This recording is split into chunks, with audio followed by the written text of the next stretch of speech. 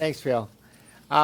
This is the first combined Grand Rounds. I know lots of departments have had combined Grand Rounds with one other department many times in the past, but this is the first time we've invited everybody, all departments, to come to a Grand Rounds. And Dr. Burns and surgery have been gracious enough to give us their time. It's a little early for some of the internal medicine and pediatrics and some others, but this worked out the best, and I think hopefully it will in the future. We have two more combined Grand Rounds scheduled. One will be on March 25th, and then another one on May 13th, but we'll send the material out on those. And so today I want to introduce our speaker, Dave Surbeyer. Dave was born and raised in Chicago and is a avid or rabid, depending on how you want to look at it, Chicago Cubs fan. He went to medical school at Chicago College of Osteopathic Medicine, and then did his adult and pediatric neurology at Walter Reed Army Hospital. He also did a pediatric residency at the National Capital Consortium, and then went into the U.S. Medical Corps as a pediatric neurologist, where he received the Congressional Medal of Merit for his service. He then went to Florida, where he was an assistant professor at Shands and had received the Shands Star Award. He came here in 2015, where he is currently chief of neurology and received the Outstanding Teaching Award in 2016 and 2018 from pediatrics. I recruited Dave here. He is an outstanding clinician, and even more importantly, he's an outstanding leader. He has built a dynamic, growing department of pediatric neurology here. And with that, I welcome you, Dave.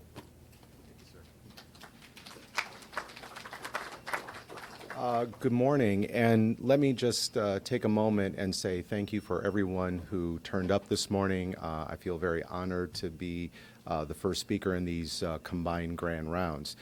My hope this morning is that we're going to open up a bit of a dialogue with regards to the use of cannabidioids and how we will most likely be seeing them being used in our respective practices. I wish I could say that there is clarity in regards to how and where to use these, but I think what we're seeing is the beginnings of a new way to practice medicine with regards to various conditions. And with that, we'll start with our first slide, which basically sort of encapsulates what I have been seeing in my own practice, which is more and more patients are coming to us saying that they're becoming dissatisfied with pharmaceutical medications to treat their child's condition, and they are avidly looking for something that is, quote, more natural, unquote. And so a lot of times these patients will volunteer, and sometimes we will find out inadvertently that they've already started this process. They're already giving their children CBD oil and CBD-infused foods. And the problem is that we as physicians and teachers, we need to be on the forefront. We cannot afford to keep our heads in the sand on this because our patients are doing this. And we need to be able to properly educate them as to whether or not that is a good choice for them and their children. And so when you think about the explosion that we have seen over the last several years, what I'm showing you are the store signs of just some of the CBD dispensaries that are in Chattanooga at this time. If we look at the number of hemp dispensaries that are just within the city limits of Chattanooga, this is what we see. And this excludes Cleveland, Ringgold, and the surrounding areas. So this is a booming market. So what we're going to touch on today is the use of cannabis in various types of pain syndromes, and we're going to touch on the use of cannabis, particularly with neurologic conditions. This is how, when you look at my background, you say, well, how does a neurologist get involved with the use of either medical marijuana or cannabinoids? Well, again, two of our biggest conditions, epilepsy and autism, are how we were sort of brought to the conversation, because these were the conditions that our family said, well, I just want to let you know, doctor, I'm giving him this at this point. And so that's what sort of prompted us to say, well, what is this all about? And is this a good thing given how we're already treating the patient? So just some basics. Cannabis, the plant, has two species. Species 1 being hemp, species 2 being marijuana.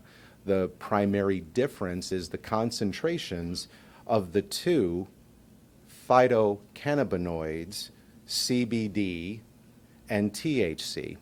So the ratio of how much of these two substances are contained within the plant helped you be able to decide what you're dealing with. So with hemp, you have a high degree of CBD and a very low amount of THC. Whereas with marijuana, we have a reduced amount of CBD and a great deal of THC. So these two plants then are then processed into various types of oil where the various cannabinoids are extracted. Again, the primary difference being the amount of THC, and that's going to come back when we talk about the legality and the ability to actually obtain these substances. So when we think about cannabinoids, you want to think about three distinct types. One are entirely within the body. Okay? We refer to those as endocannabinoids, and we're going to talk about two in particular. One is referred to as AEA, and the other is referred to as 2AG. Okay? So those are endocannabinoids, which are within the body. Then there are the phytocannabinoids, which are what we just mentioned, that are extracted from the cannabis plant. And the two we're going to focus on are THC and CBD. And lastly, there are the synthetics, which are pharmaceutical cannabinoids, which have been used predominantly for issues of chemotherapy-induced nausea and vomiting predominantly. And most recently have been expanded into some areas of pain and some areas of spasticity. So, again, when we think about the endocannabinoids, okay, we have the first, which is anandamide, and that is referred to as AEA. And then the second, which is 2AG. These are the endogenous ligands, which then will stimulate receptors within the brain and the peripheral body. And those receptors are referred to as CB1 and CB2. Then we look at our phytocannabinoids, and again, there are dozens and dozens of these specific entities within the cannabis plant. And again, the ones that we're going to focus on are going to be THC and CBD, because those are the ones that have the most literature on them at this point. I will say that in the coming months and in the coming years, CBN is going to be more important in the field of neurology, because that's the next area that a particular company is looking at in terms of developing new medications. Of the synthetics that I mentioned, you have nabilone and you have marinol. So when we think about how are these endocannabinoids actually produced within the body, you have these enzymes which will take phospholipids and convert them into AEA and 2AG. And then those substances, those endogenous ligands, will then combine with CB1 and CB2 receptors to produce their effect. So, in the body, again, you have CB1 receptors, which are predominantly concentrated in the central nervous system. So there's a high concentration of these in the brain and in the spinal cord. And so the initial part of our discussion when we talk about the use of cannabinoids and pain is their influence on substances like the periacal gray and parts of the thalamus, which are involved in the transmission of pain. And then there is CB2, which are more predominantly contained within the peripheral system and are more involved in inflammation. So when we think about pain, particularly neuropathic pain, again, glutamate is the primary neurotransmitter involved in that. And it produces secondary and tertiary hyperalgesia using NMDA mechanisms. So what cannabinoids do is they inhibit glutamate release, and particularly THC is responsible for reducing the NMDA responses, thus affecting a pain reduction. They also will have a role on calcitonin gene-related peptide. And so in those people who study pain, and particularly neurologists who deal with migraine, we know that the calcitonin gene-related peptide is one of those substances which is found in very high concentration in patients with migraine and in patients with fibromyalgia. And so most of the newer techniques in terms of treating chronic or refractory migraine have been addressed by antagonizing the production and the receptors related to this particular peptide. And so all of these new medications that you've seen on the market, the Ajovy, the Emgalanti, all of these are related to blocking this calcitonin gene-related peptide. In addition, they also block capsaicin-induced hyperalgesia. So there's a lot of science that goes into the concept of how this particular system can be potentially beneficial for reducing pain. Now, when we actually look at studies that are being published, or at least open label trials or even case reports that are related to using cannabis for pain, what unfortunately we find is there's not a lot out there. And there's reasons for that I'll go into in a minute. But of what I've been able to find, some of the better literature has been related to HIV-associated neuropathy. And so there was a study of 50 patients with HIV-associated neuropathy in which the patients were allowed to consume marijuana cigarettes with high degree, with 3.5% THC 3 times a day for 5 days. And they were able to document a 30% reduction in pain versus 15% in placebo. Unfortunately, as you might imagine, the biggest adverse reaction was in the form of intoxication. And the reason why our current, FDA and DEA have difficulties with moving forward on more research related to THC is because, again, you have a lack of rigorous standardization of the drug. When you look at a lot of these case reports, when you look at a lot of these open label trials, you have all varying degrees of the concentration of THC that the patients are being given, anywhere from 0.3 all the way up to 5 and even sometimes 9%. And so with lack of standardization, it's difficult to weigh the pros and the cons when you're looking at benefit versus adverse side effect. More importantly, we don't have any phase 3 trials. Lastly, there is no getting around the issue that smoking in general, and particularly this particular type of smoking, results in physical injury. It results in bronchial irritation and cough. And so there is concern about how do you justify labeling this as a medicine from the FDA. When we look at Marinol, Marinol is a synthetic cannabinoid that was approved for use in chemotherapy induced nausea. It was also approved for appetite stimulation in HIV and AIDS patients. Unfortunately, 2 open-label trials on neuropathic pain did not demonstrate clinically significant benefit at this point.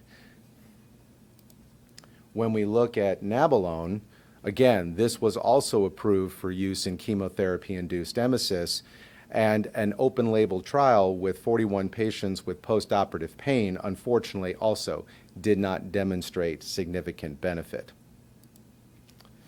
When you look at a substance that's known as Sativex, this is a synthetic cannabinoid made by GW Pharmaceuticals that was originally produced to address issues of spasticity and spasm-induced and neuropathic pain in multiple sclerosis patients.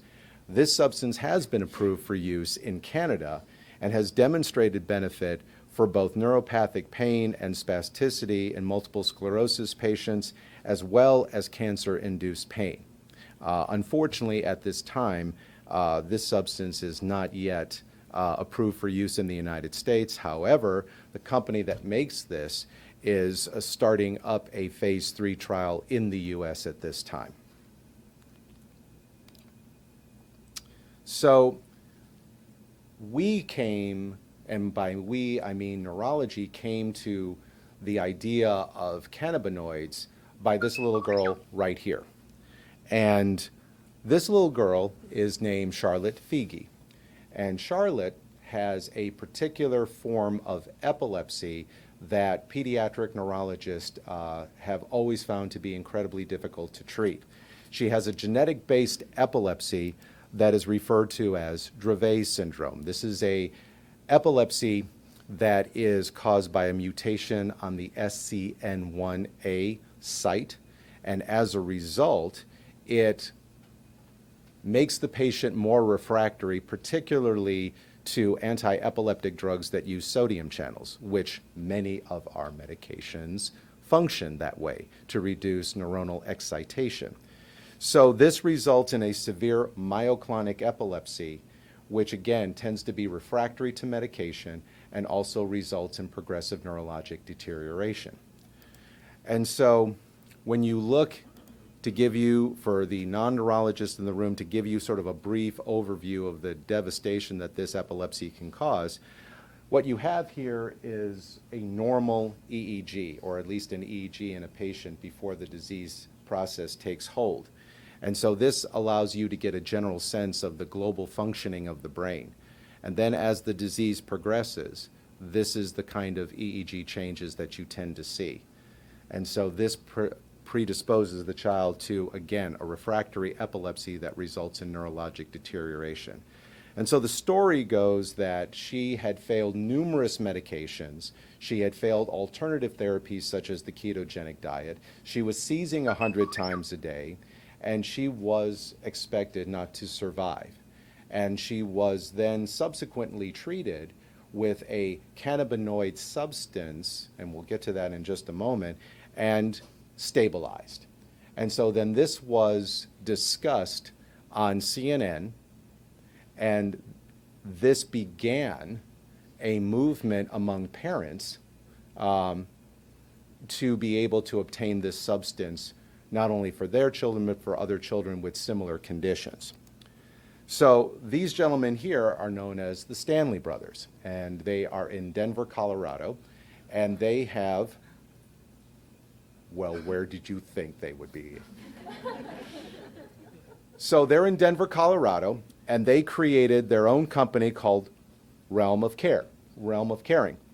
And so they developed a form of a cannabidiol extract from the hemp plant, again, meaning that it would be very low in its content of THC, but it would contain most of the phytocannabinoids that I mentioned earlier. So they referred to their substance as CBD plus.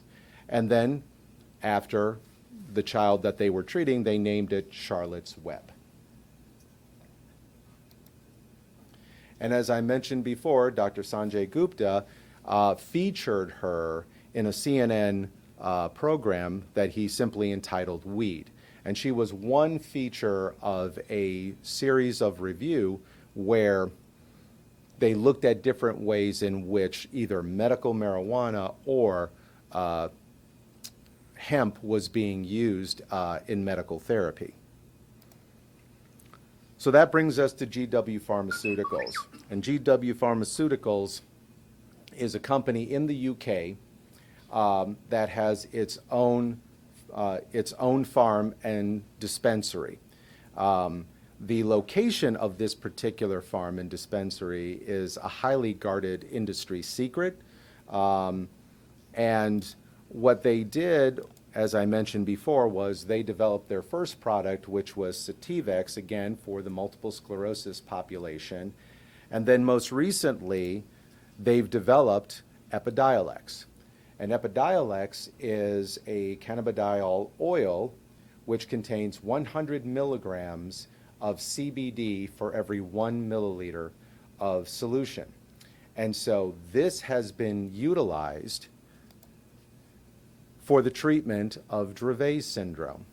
And it was the first FDA-approved CBD for epilepsy.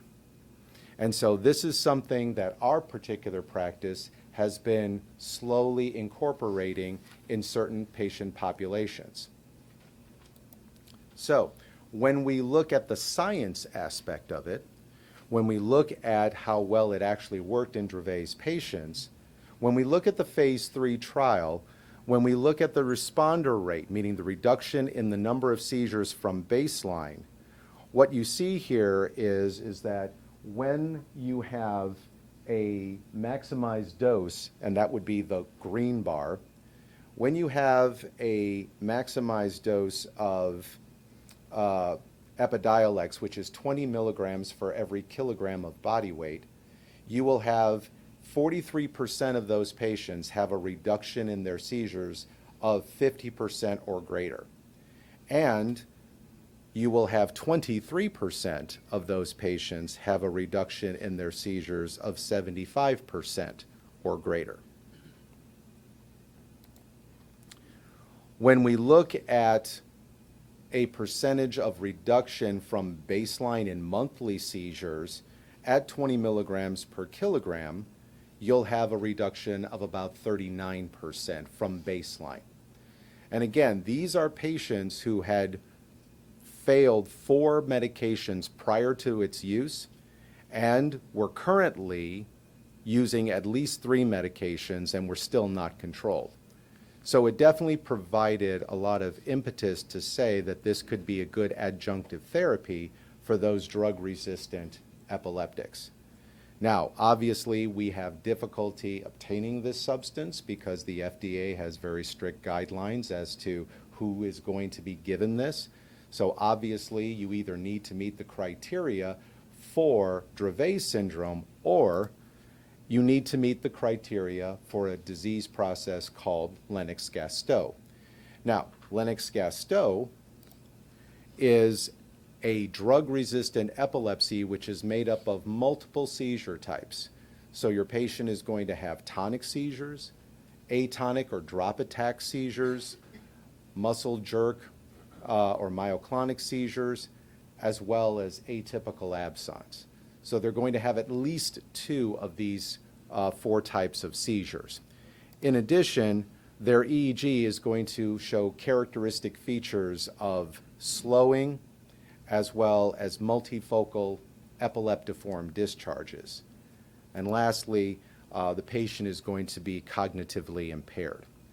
So if your patient meets those criteria, the FDA has also given a designation for the use of Epidiolex for that condition as well. So when we look at the science associated with it, again, if we maximize Epidiolex, what you're going to see is about a 40% reduction in the number of drop attacks. And again, those patients had failed 6 prior anti-epileptics and were currently uncontrolled on 3. So again, more evidence to say that there is benefit for this as an adjunctive therapy to help further reduce seizures. And when we look at responder rates, meaning the reduction of these drop seizures from baseline, when you maximize Epidiolex, you're going to get at least a 40% number of those patients going to have a reduction of 50% or greater, and 25%, 75% or greater. So GW is currently in production right now, looking at other cannabinoids for other types of disease process. We've already discussed Epidiolex in its use for Dravet syndromes and Lennox-Gastaut. They're currently in a phase 3 trial right now for seizures associated with tuberous sclerosis, and they are now still recruiting patients for seizures associated with Rett syndrome. In terms of Sativex, again, the spasticity we mentioned, and neuropathic pain we've already mentioned. The one that I mentioned that is going to be on the horizon is going to be CBDV, and those are going to be, that particular cannabinoid is going to be used not only for epilepsy, but also in autistic patients at this point. And again, I'll mention a study that came out of Israel most recently that sort of launched a new interest in this. I have a patient that I actually saw yesterday who came to me with very severe Tourette syndrome. This is a patient whose motor and vocal tics are quite severe. The patient, unfortunately, is now evolving into a pretty severe depression over it because they cannot attend school because his tics are so disruptive. He has failed 7 different therapies in terms of trying to get this under control. We don't have a lot of cognitive behavioral therapy in the area. And so as a result, they're looking into this, and they've even sort of, again, gone to the local dispensary to try and obtain CBD because, again, there have been some open label studies in which varying combinations of CBD, meaning this amount of CBD and this amount of THC, which is commonly referred to as full spectrum, have demonstrated, at least based on behavioral assessments, to have some benefit in reducing the tics and the obsessive compulsive and anxiety aspects of Tourette syndrome. As of right now, GW Pharmaceuticals has denied that they are looking into Tourette's as their next clinical trial, but they said that the door is always open. That was the official word at the Child Neurology Society meeting. As mentioned before, Dr. Adi Aran in Israel has been looking at a full spectrum CBD preparation, which is 50% CBD and 50% THC, and he administered this to low functioning autistics, mostly to try and target a lot of the emotional layability and the outbursts that are associated with the autistic population. And his preliminary study so far has resulted in demonstrating improvements in the degree of anxiety and therefore behavioral outbursts. And as a result of that, he's also saying that there have been improvements shown in the child's ability to communicate and that there has been a significant reduction in anxiety.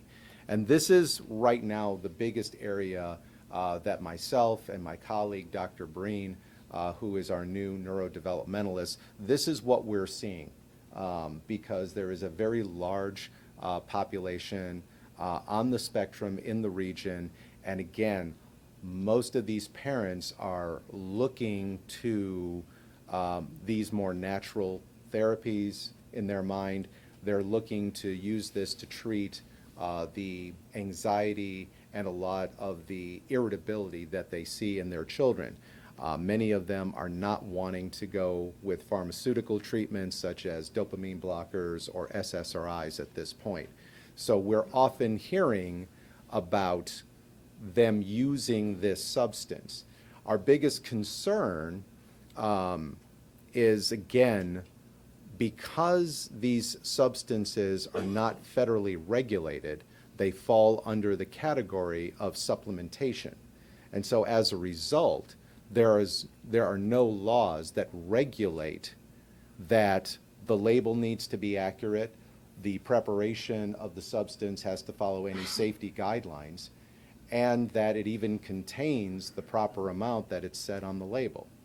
And so the American Academy, the American Medical Association published a recent study in 2018 which looked at 40 different CBD preparations. They just took 40 bottles of different CBD preparations, analyzed them to determine the accuracy of is what was on the label actually in the bottle. And unfortunately, only about 40% of those labeled bottles actually contained what they said they contained.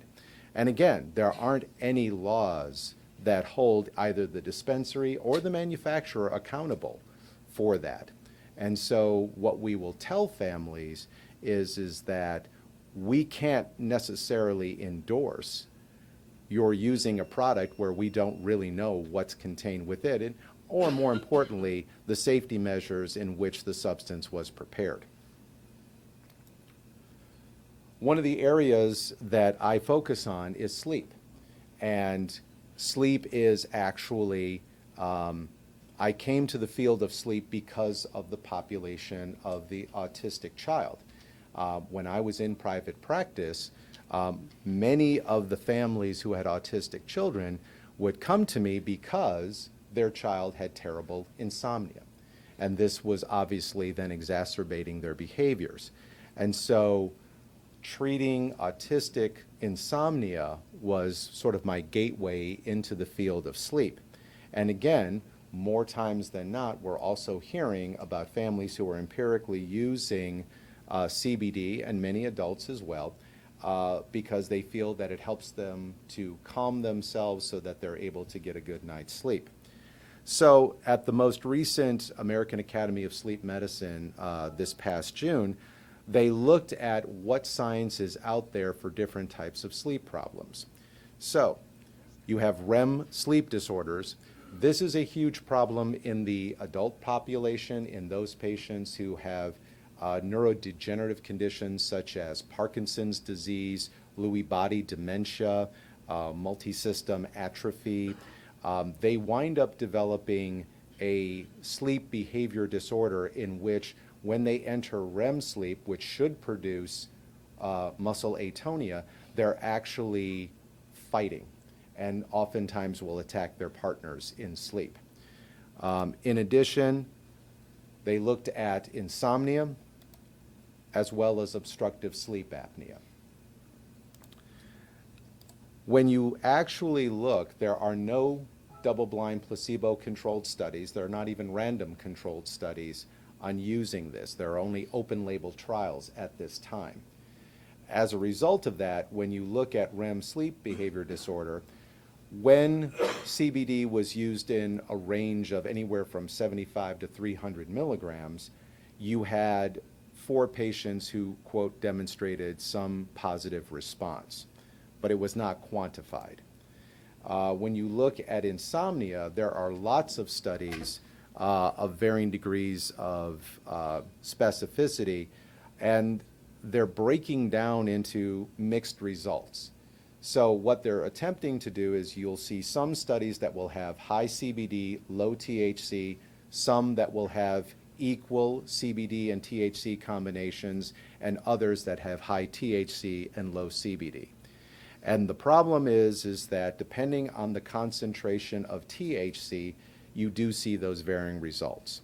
Now, you'll have subjective reports that say when there is a higher content of THC, people report that they sleep better. But the problem is that when you do a polysomnogram on them, what you're seeing is that you don't see the kind of restorative sleep that they actually need. You're not seeing that increase in N3 sleep. You're not seeing that stabilization of REM sleep. But they do say they feel better the next day, but again, they're also experiencing more side effects. They're experiencing more drowsiness when they wake up. They are experiencing more uncoordination during the day. So again, a bit of a mixed result. And lastly, THC for the use in obstructive sleep apnea is not recommended by the American Academy of Sleep Medicine. So when we look at where we stand, we certainly know that there is legitimate science that says that there may be some benefits, not only with the cannabinoids, both from plant-based as well as synthetics, but also potentially with medical marijuana. We do know that there is some science to benefit this, but the problem that we have is we have varying laws that vary by state. And so one of the interesting things is, as Dr. Court mentioned, when I came in 2015, about a week after I started the job was when the Tennessee legislation first put through their first and beginning laws with regards to CBD and medical marijuana. And so the first thing that I was faced with was this avalanche of phone calls from all these patients who were saying, hey, I just heard that it's legal now, and I want it, as if we had it stockpiled on the shelf. And so what I did immediately was, and thank God for her, I called Heather Servetus, who, if you don't know, she's our lawyer. And I had her investigate this. And what she discovered was it wasn't legal, it was just decriminalized as long as you met certain criteria. And again, that's a very specific thing that we had to educate our families on, which is the difference between something that is legal and something that is simply decriminalized if you're found in possession of it. So when we look at what the Tennessee law says, now that it's been modified, and it was modified actually last July, is marijuana is still considered to be illegal. So medical marijuana, meaning all of the preparations that I showed you earlier that come from the marijuana plant, that is illegal. Okay? Now, when it comes to preparations from the hemp plant, okay, in terms of CBD, that is decriminalized so long as, meaning you can have it in your possession, so long as that particular preparation contains less than 0.6% THC if it is at a university medical center approved by the DEA, and then it's legal. And that's mostly for the purposes of research. So if we were to start up a trial here, in Chattanooga, and we were using this substance, then that would be considered to be legal in terms of medical research. Epidiolex that I told you was FDA approved by the, that was approved by the FDA is also legal. Now, if we go down to Hemp House and we purchase hemp-derived CBD, as long as it stays below 0.9% of THC, and the patient has an epilepsy, and if the family retains proof of the physician that they authorized this, then it's legal. But there are several hoops to jump through. So the question becomes, well, what if I don't have that? Well, technically, the police could charge you with a Class C misdemeanor, okay, which is not the end of the world. I mean, it is essentially the equivalent of drunken disorderly, but it is being charged with a crime. So if you're applying for a credit card, if you're applying for a job, if you want to buy a house, you know, these are the kinds of things that can come back and bite you. So it's not devastating, but it is something to take into consideration. When you look at Georgia, Georgia also says that marijuana is illegal.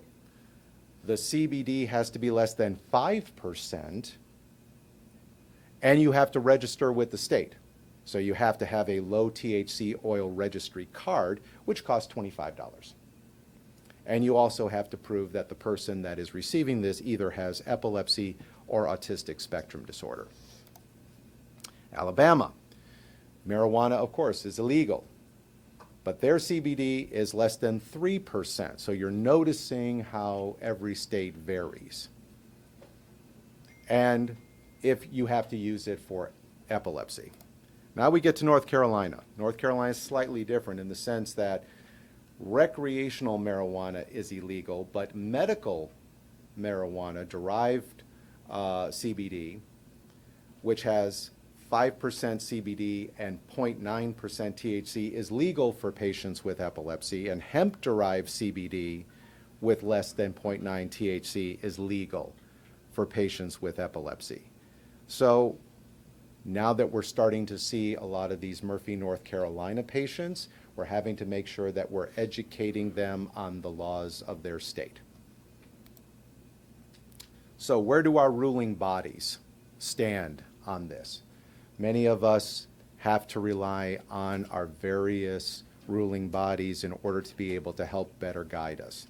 So the American Academy of Neurology, their official position is that they support scientific research of medical marijuana, and they would actually encourage that there be a rescheduling by the DEA of medical marijuana from Schedule 1 to Schedule 2, because then that would encourage more scientists to be able to investigate this. However, they don't support the legalization or the prescribing of medical marijuana for the use in neurologic disorders. So what they're basically saying is that at this time, we're not going to support it until we see more in the way of scientific data. The American Epilepsy Society is obviously also in line with the AAN, because they're saying they're calling on government, private funders, manufacturers to support better research of cannabis-based products that have a positive impact on epilepsy. So they obviously are in support of companies like GW Pharmaceuticals, but at this time, they didn't come out so far as to say is absolutely change the schedule from Schedule 1 to Schedule 2, but they would want, the federal government to look at that. And that, again, as I mentioned earlier, they want all of us who treat patients with epilepsy to remind patients that what they buy in the dispensaries may not necessarily be what's in the bottle. So a lot of care needs to be taken into it. The American Academy of Pediatrics, well, that's pretty straightforward. It's no all the way down the line. And the American Academy of Sleep Medicine, unfortunately, only made one statement with regards to this, and it says, don't use THC with obstructive sleep apnea. I believe that, again, they're going to follow suit with the American Academy of Neurology, which is, as more data comes out and as more clinical-based trials come out in terms of using varying combinations, we hope to be able to make more stronger recommendations. At the last American Academy of Sleep meeting, again, they're just kind of at the forefront. They're just starting to look at this as an entity, so there's really not a lot. I would hope that by the next meeting, which will be in June, that we hopefully will have more to discuss at this point.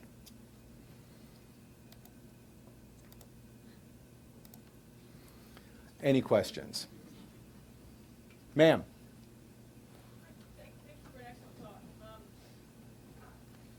You mentioned kind of treating these very specific kinds of epilepsy. Just a little bit more. I work in ER, and what we often see in adolescents, adults, we've historically taught that smoking marijuana, right, can cause seizures, and also potentially even worse at sort of other kinds of epilepsy. Can you talk about sort of our wide-ranging causes of seizures and the possible effects of CBD or THC on those for all these sorts of other reasons? Well, I think what we know and the science of what we know is still somewhat limited. But what we know is that the cannabinoids, particularly CBD, will stimulate the CB1 receptor in the brain, and that is the mechanism, at least one mechanism, by which we're starting to see the anti-epileptic effect of that particular substance.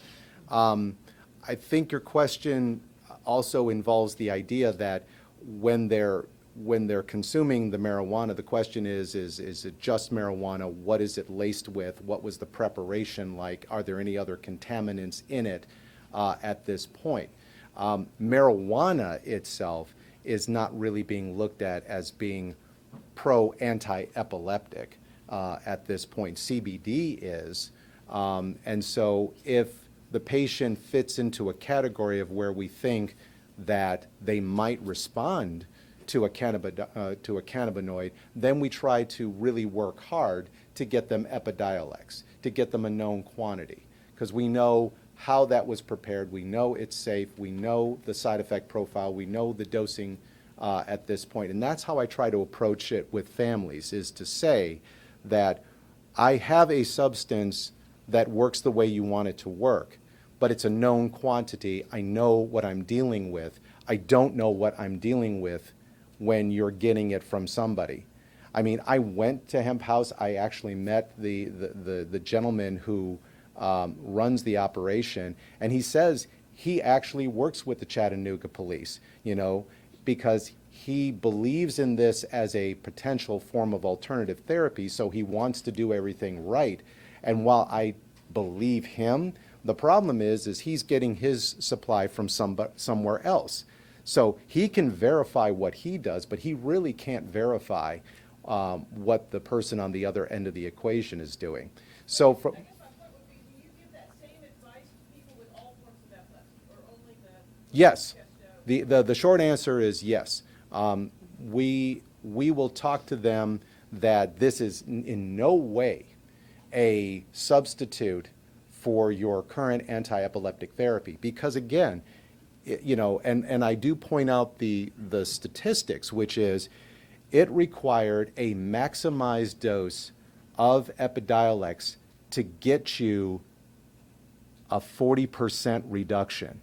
So what I say is that this is not the miracle that the internet told you that it was. And it certainly is not a substitute for what you're already taking.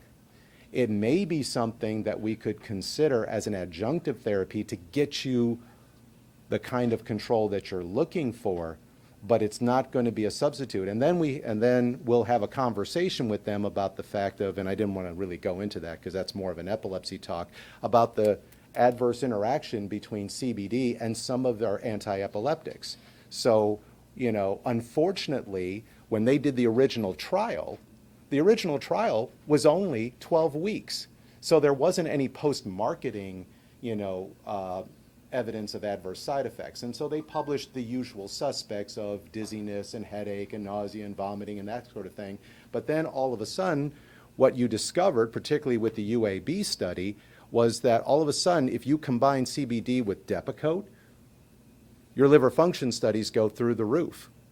Okay? If you combined CBD with a benzodiazepine or Onfi, which is a very common medicine now, particularly for the Lennox-Gastaut patient, the metabolite, which produces the drowsiness, the respiratory suppression, the bradycardia, the hypotension, dramatically goes up. That metabolite goes up. We actually had a child admitted to our ward recently who came in horrifically somnolent and ataxic and having respiratory difficulty, and that child wound up getting an enormous workup until the mom finally fessed up that she was giving all this CBD on top of the Onfi that we were already giving that child. And so once that was eliminated, the child recovered.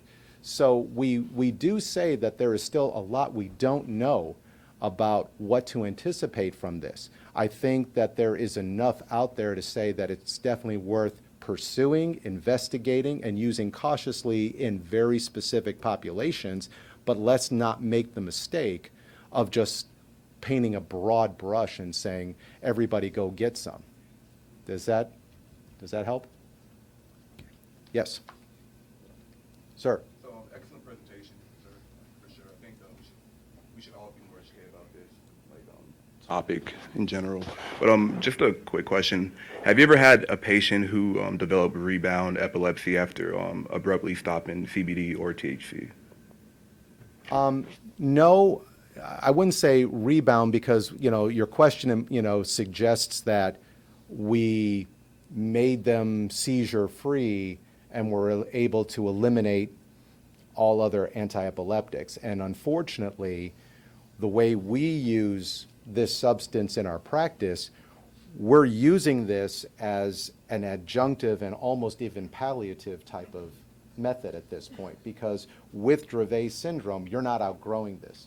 I guess a better question would be: have you ever had a patient who did not have epilepsy but was like smoking weed or taking CBD, stopped that abruptly, and then developed epilepsy after that?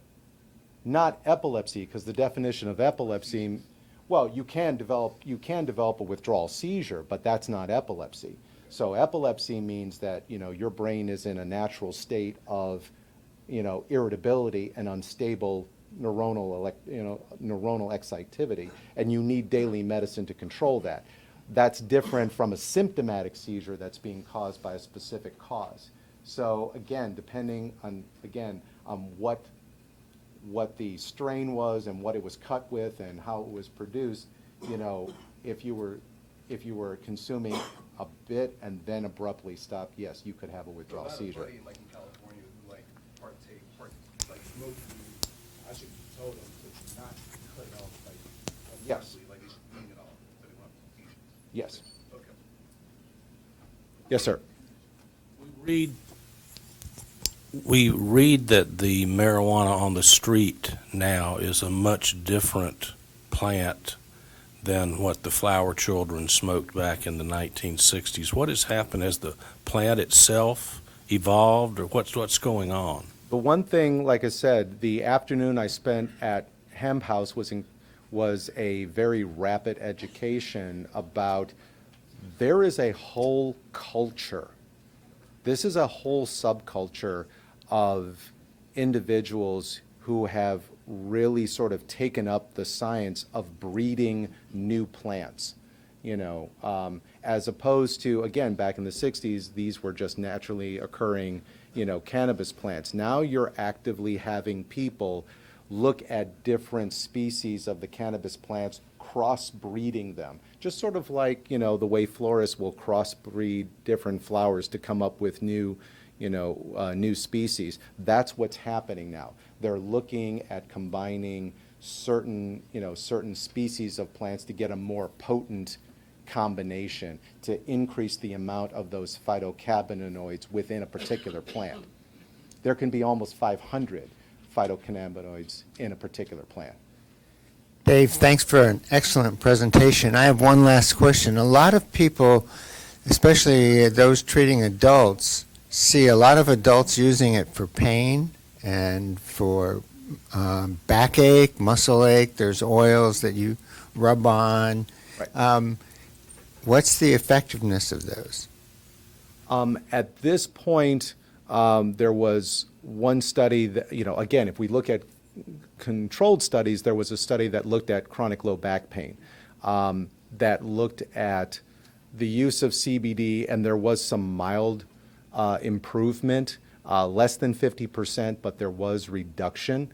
And again, it is going to come down to the balance of how much CBD and how much THC.